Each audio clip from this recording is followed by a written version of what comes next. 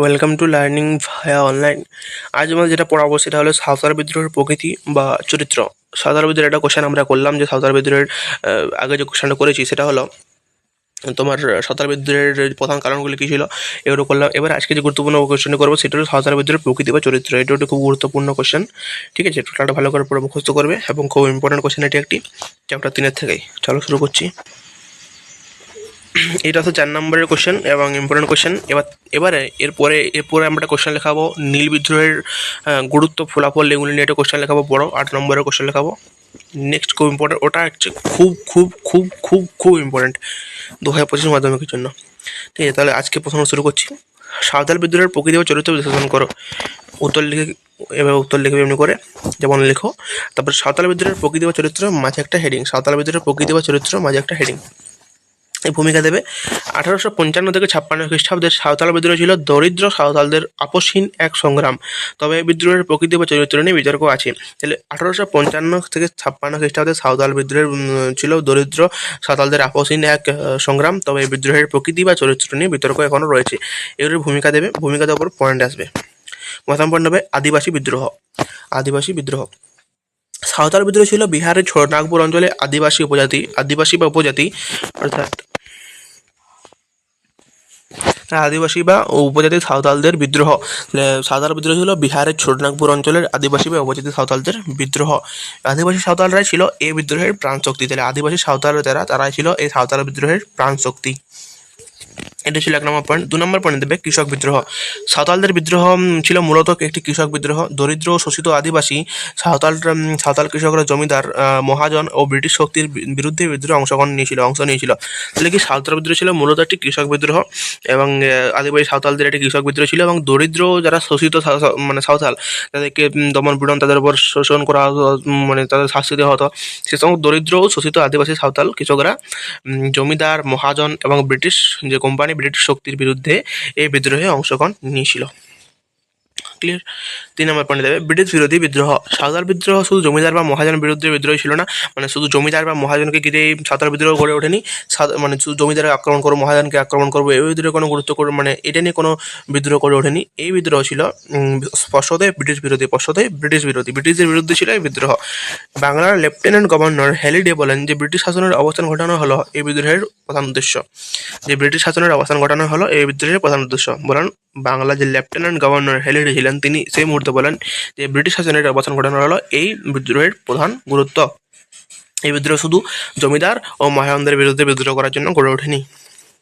4 নম্বর point দেবে গণবিদ্রোহ।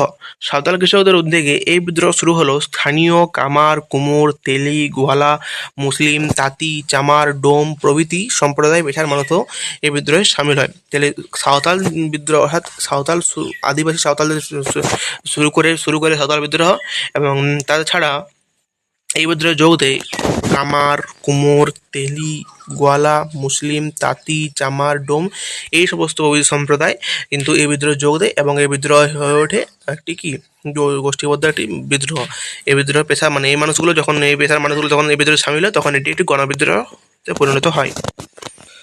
আচ্ছা, তাই নরহরি কবিরাজ একে সকল সম্প্রদায়ের দরিদ্র জনগণের মুক্তিযুদ্ধ বলে অভিহিত করেছেন। তাহলে যখন সকল প্রকার যে পেশাদার সম্প্রদায়, কুমোর, তেলি, কামার, গোয়ালা, মুসলিম, তাঁতি, চামার, ডোম প্রভৃতি সম্প্রদায় যখন এই বিদ্রোহে যুক্ত হয়, তখন আমাদের নরহরি কবিরাজ বলেছেন জনগণের মুক্তিযুদ্ধ বলেছেন, সাঁওতাল বিদ্রোহকে বলেছেন জনগণের মুক্তিযুদ্ধ।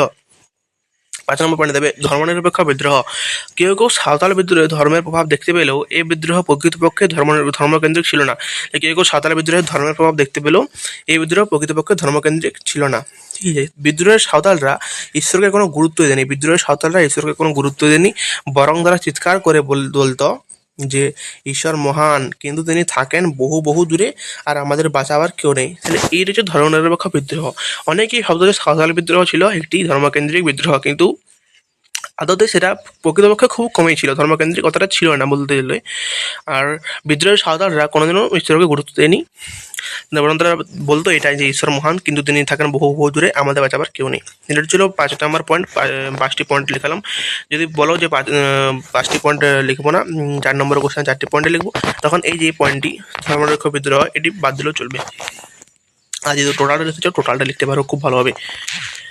উপসংহার বিতর্ক থাকলেও এই কথা সত্য যে বহুমুখী অন্যায় অত্যাচার শোষণ ও নিপীড়নের বিরুদ্ধে সাঁওতাল উপজাতির এই বিদ্রোহ এক আপোষহীন সংগ্রামের উজ্জ্বল দৃষ্টান্ত গড়ে তুলেছিল। তাহলে বিতর্ক থাকলেও এই কথা সত্য যে বহুমুখী ও অন্যায় অত্যাচার শোষণ ও নিপীড়নের বিরুদ্ধে সাঁওতাল উপজাতির এই বিদ্রোহ এক আপোষহীন সংগ্রামের উজ্জ্বল দৃষ্টান্ত গড়ে তুলেছিল। এটা খুব সোজাভাবে লেখা হয়েছে নোটটি এবং কোনো জটিল ওয়ার্ড এখানে ইউজ করা হয়নি। 4টা পয়েন্ট লিখে ভালো করে উপসংহার লিখলেই চলবে, 5টা পয়েন্ট লিখলেও কমপ্লিট ভালো করে লিখলেও হবে, বেশি জটিল কিছু না, খুব সহজ ভাষায় সহজ ভাষায় সব নোটগুলো বলা হয়েছে। যেগুলো পয়েন্টগুলো সাঁওতাল বিদ্রোহের 2 নেতা সেধু ও কানু এবং ডাক টিকিটের সাঁওতাল বিদ্রোহের 2 নেতা সেধু ও কানু, এটা রয়েছে ছবি একটা পিডিএফের মধ্যে। এখানে তোমাদের জন্য আর একটা ছবি আছে পিডিএফের মধ্যে। টোটালটা পড়ে যদি কারোর কোথাও অসুবিধা হয় কমেন্টে জানাবে, অসুবিধা হওয়ার কথা নয়, কারণ সব কথা সহজভাবে নোট তৈরি করা হয়েছে। আর নোটটি পেতে গেলে আমাদের টেলিগ্রাম চ্যানেলে পেয়ে যাবে নোটটি, এখানে দেওয়া আছে নোটটি। সাঁওতাল বিদ্রোহ নিয়ে 2টো প্রশ্ন লেখালাম, একটি প্রধান কারণ এবং এই যে প্রকৃত বৈশিষ্ট্য, দুটোই খুব ইম্পর্টেন্ট, ভালো করে পড়বে। আর 4 নম্বরের ছিল এটা। আর নেক্সট যেটা বললাম লেখাবো 8 নম্বরের নীল বিদ্রোহ নিয়ে, ঠিক আছে, ওটাও ভালো করে পড়বে, ওটা খুব খুব খুব ইম্পর্টেন্ট 2025 মাধ্যমিকের জন্য, আর এটাও খুব ইম্পর্টেন্ট, ভালো করে পড়ে যাও, সাফল্য আসবে। আর সেই ক্লাস এখানে রাখলাম, থ্যাংক ইউ সো মাচ।